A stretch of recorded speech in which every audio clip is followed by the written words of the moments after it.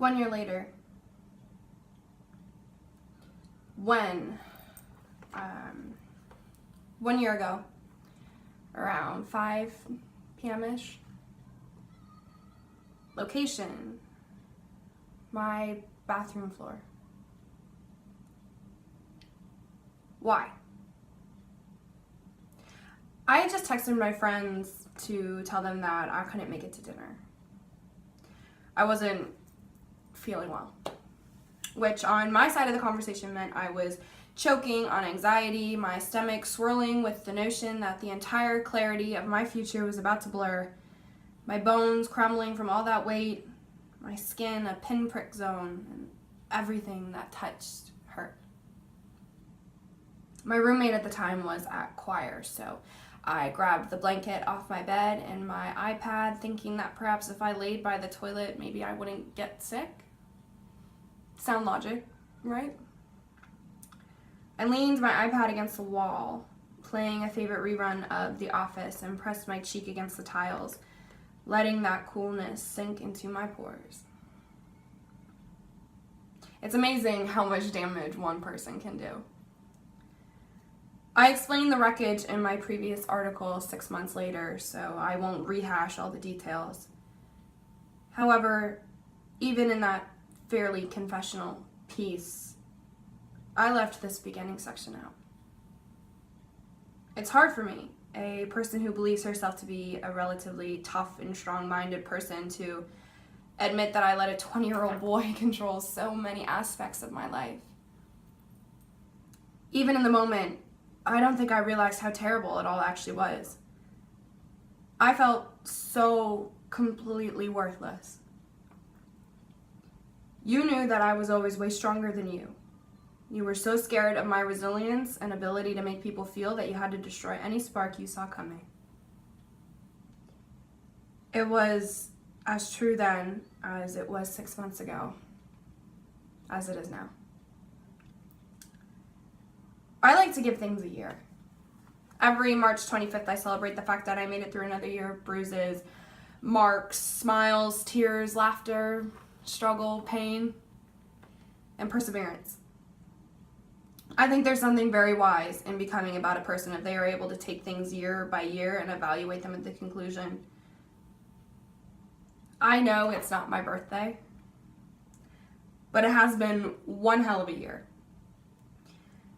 And here's what I've learned. What that broken state he left me in has taught me.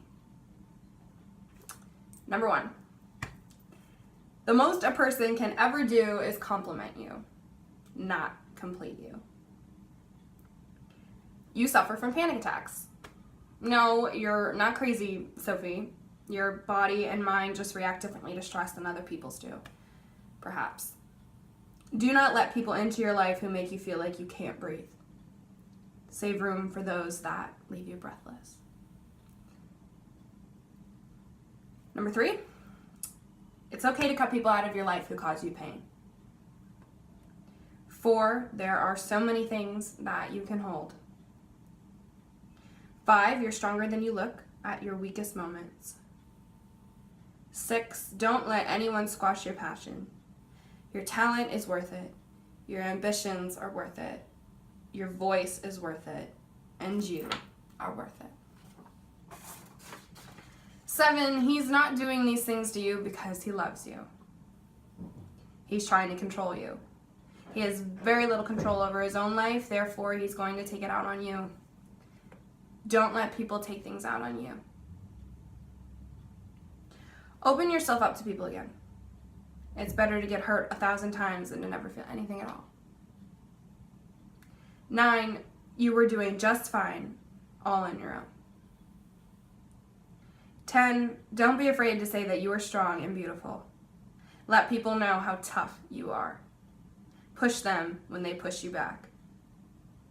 Your limits are boundless. Don't let people make you feel otherwise. 11, fall in love with yourself every day, unapologetically. 12, tell other people what you've learned. Don't ever let anyone feel as alone as you felt then. I used to think that if I could go back to that moment, curling myself on the bathroom rug, that I would pick myself up and tell a year ago Soph to get herself together. That it's going to be just fine.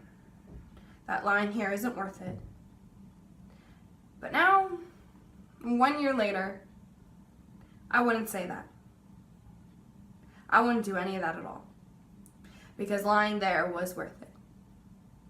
Knowing that I could hit the absolute lowest point of my entire 20 years of life at the time and still believe in love, goodness, faith, and hope, then I would say this.